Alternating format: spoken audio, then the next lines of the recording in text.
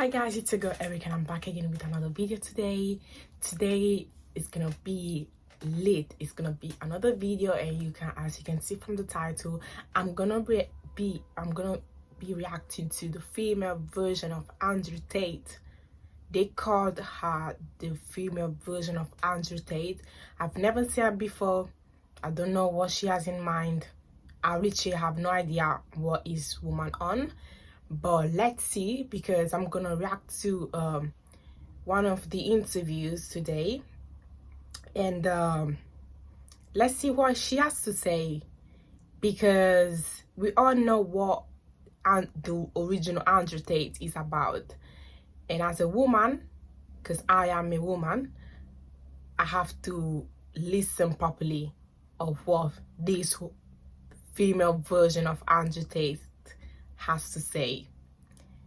And I have my phone with me, and let's see. Well, joining me in the studio is socialist and author Grace Blakely and YouTube commentator Pearl Davis, both, I would imagine, identifying as provocateurs. Of course. Let's talk about this first of all. Pearl, I just find the whole personal pronoun thing honestly absurd. My personal pronouns on my Twitter biography are now hot, hotter, hottest. And frankly, if people don't call me those, then they have to be jailed. I go along with that. But I did that to highlight that when I do that and say that, people then accuse me of being ridiculous. I think the whole thing is ridiculous. Why do we need personal pronouns? We don't need personal pronouns. I don't think it's kind to allow people to live in delusion. Wait, at the end of the day,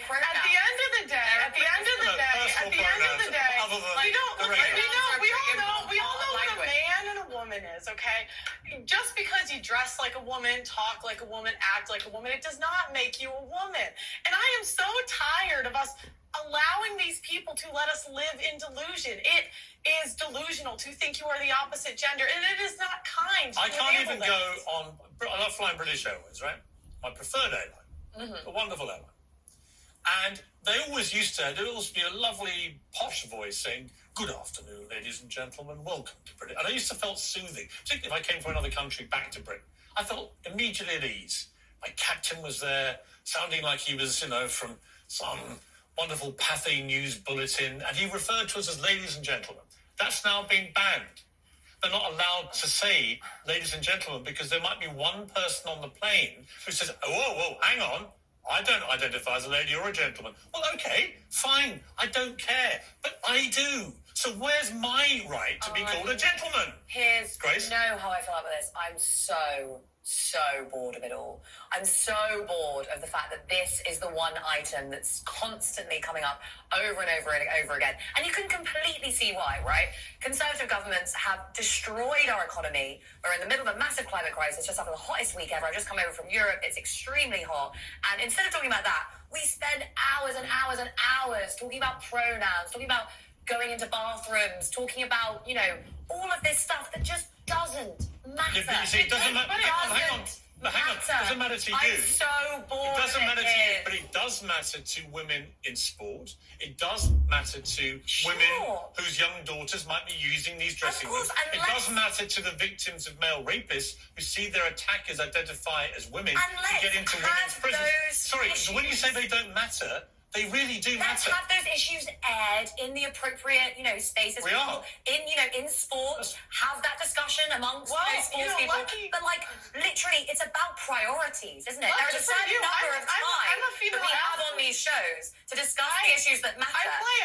You don't think women's... Hang on, before we come to our... I don't think women's sport matters as much as climate change. I think having a planet in which we can play sport matters more than the rules of women's sport. equality matter? I know that makes me probably absolutely Does women's insane. equality matter to you? Well, yeah, of course, but actually, Okay. the whole point that I was going to make on this segment actually is that you cannot separate feminism from class issues. If you're just going around saying I think the female CEO of a weapons manufacturer should be paid the same as a male CEO, and that's the hill I'm going to die on.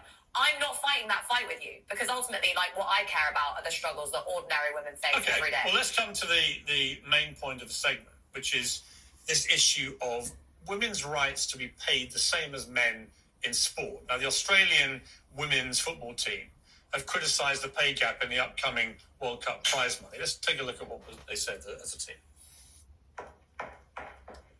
Ads. I hate ads, man. I hate ads.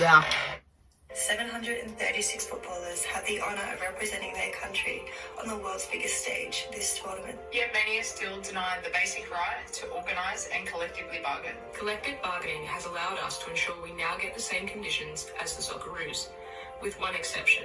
FIFA will still only offer women 1/4 as much prize money as men for the same achievement. Well, okay, this is an interesting part because if you look at the revenue, for example, in 2019, FIFA generated £586 million in total revenue. The men's, for the 2019-22 cycle, 5.8 billion. Record revenue through the Men's World Cup. So the women's game has come on in leaps and bounds. The English Lionesses, fantastic win, sell-out crowds, they're making a lot more money. They're definitely way further now towards where the men are commercially than they were, but they're still a way off. And we saw at Wimbledon, for example, the men's final was watched by 3 times as many people, and yet they were both free to air on the BBC. You could watch both if you wanted to. So there was 3 times as much interest in the men's game. They played 2 sets more per match than the women do, and yet the women get equal pay. I'm not quite sure why. I don't think it's a matter of equality. It's just a matter of fairness, isn't it? Yeah, well, I won. I think all of the women should thank the men for funding our leagues because most of our leagues would not exist without the men, number one. Number two, when we have the same numbers, then we should get the same pay. I'm sorry, I play volleyball at the highest level, and it's like, when we make what the men make and get the crowds that the men draw, then we should get paid the same. Well, see, why is it actually a fight for equality, Grace? I mean, why, if women in a particular sport, for example, turned out to generate more revenue, right, because they were more watchable, and in America, the women's football team is better than the men, and they do generate, even at school level, far more interest from girls than boys, for example. I don't see why equality should be the aim. Why shouldn't they get paid more than the men? Well, look, I mean, there are all sorts of problems with the way that this market for labour, and it is basically a market for labour, works. Like, I personally don't think that the top football players in the world should be paid as much as they do. I think it's ridiculous, the amount. That's market force. Exactly. It's market forces. Why shouldn't should that be the way that we decide, you know, who generates what? Personally, I'm very much in favour of the fact that they came out there and said collective bargaining. Ultimately, like, the average worker in this country hasn't had a pay rise in over a decade. How is that going to change? That's going to change when they organise with one another. I am so tired of women whining. Mate, the only person whining at the moment is the men. Literally, the men fund our leagues, and we will still whine that we don't get paid enough. And honestly, when athletes do shit like this, it makes all of us look bad. Because instead of being thankful for the league that we have, we go out and whine and complain about the pay. I mean, as I said, I'm not whining. You sound like you're maybe doing a bit of whining. But, like, personally, I don't think we should be whining. I think people should be organising. If you want a pay increase, join a union, get out there and fight for it. Should the women footballers get the same as the men? Yeah, I think it probably makes sense. Even if they're not making anything like the revenue? Ultimately, like, it's not going to change. It's not going to change unless they organise. That's actually true across every sector of the economy. If you want a pay rise, join a union and fight for one. Let me ask you this, though. They have got unions. Exactly. Let me ask you this. On talent alone, for example, as a yardstick, the US women's football team were beaten by a group of under-15 boys from Texas, right, who were very good under-15 boys, but their under-15 boys team beat them, I think, about 8-9-0 or something. So why should women footballers, who are clearly nowhere near as good as their male counterparts, just technically, why should they get paid anything like as much money? Well, I mean, you know, it sucks, doesn't it, that, like, as a woman, yeah, okay, you play volleyball, I'm a surfer, I absolutely love surfing. It's very hard for women to build up a body strength. This is something that I've learned very much the hard way. And so, surfers, by the way, there is equal pay. Yeah, there is. And actually, you know, it's one of those sports where... Can a woman be as good as a man or not? Well, it's different. It's a different sport, really. It's not, you know, it's the same sport, but it's very different watching a woman surf than it is watching a man surf. Because, you know, the average male body is different from the average woman, like, woman's body for all this. But is there any actual technical reason why a woman can't do with a surfboard what a man can do? Yeah, there's loads of reasons. Like, it is about the upper body strength. It's about like the way that the body is So built. should women surfers at the elite level get the same as men? But like again, I think it just is different. Like it's a different kind of game when people watch it. You're shaking your head. No, I just think when we start making the same amount of money as the men, then we should get paid the same as the men. I don't hear the men whining about OnlyFans models getting paid more than them. I don't hear the men whining about models getting paid more than them. Kendall Jenner is the highest paid supermodel. Where are the male supermodels? But whenever men dominate in an industry, women will just complain. I mean, I don't know if that's true about OnlyFans, because there are a lot of men on OnlyFans as well. But I mean, look, the main point You here... think they make the same? I have no idea, but like it makes Well, you then why were average you- out the number of men and women that are on that website. Anyway, look, the main point here, the point that I came on here that I wanted to make Go on. was that the problem that we have in our economy at the moment is not that like the average football player isn't paid the same as the average man. It is probably an injustice, and I'm glad that they're organising and working together to fight for that. But ultimately, the problem we have in our economy is that nobody's getting paid enough money because inflation's eroded people's wages. Even before that, no one had a pay rise in a really long time. And the lesson from this is, as I've said, I'm going to say it again because it's an important lesson and no one knows about them anymore because they see them as a hangover from 1970s. Join a union because otherwise your bosses are going to Yeah, but there are unions for all these. It's the unions that are fighting for them. Exactly. But just as a general point, though, the principle you think that women should get paid the same, even if they're not as technically as good and not producing as Well, much it's a revenue. subjective judgment, isn't it, on whether or not they're like technically as good? Well, not No, really. it's not. No, it's not. Because people watch men and No, women's it's sport not. for different reasons. Well, let me give you an example. An example would be the Olympics. If you made it non-gender specific, how many women would win medals? Well, I mean, None. okay. I mean, maybe in equestrian and maybe in shooting, I think. But again, I think... where there's no sense that the men might win. You can say, like, oh, you know, this group is better than this group. But again, I think it's different. Men are It's better than different. women You at watch- sports. Yes, let's not live in this delusion. And in most cases, Grace, more people, men and women, want to watch men play sport. Correct. That's just a demonstrable fact. That may change. And my point is, if it changes, I don't see why equality should be the only ambition for the women. If it turns out that in some sport women get more viewers watching and therefore draw more revenue, I'm all for them getting more money than the men. Can you name 5 WNBA players? 5 female soccer players? I mean, I can't name any soccer players. That's or crazy. any I wish we sports had in the support WNBA. from the basketball, feminists. I don't We know. would get equal pay if we would just get the support from the feminists. Well, let me tell you. Name 5. Let me tell you. I don't even know what the WNBA We is. need our support. You're asking the wrong person. Yeah, you I think. really are.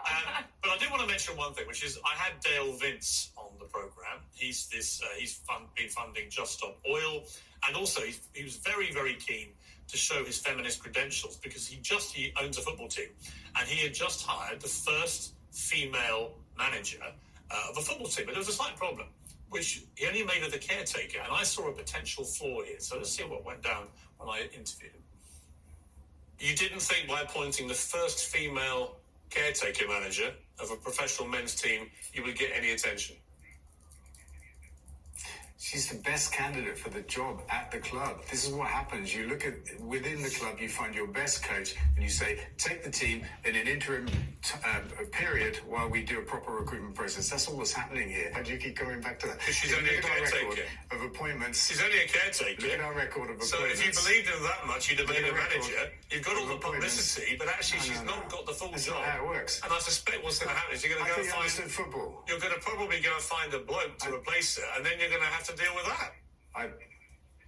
I thought you understood football, Piss. I do. I'm an thought Arsenal you fan. did.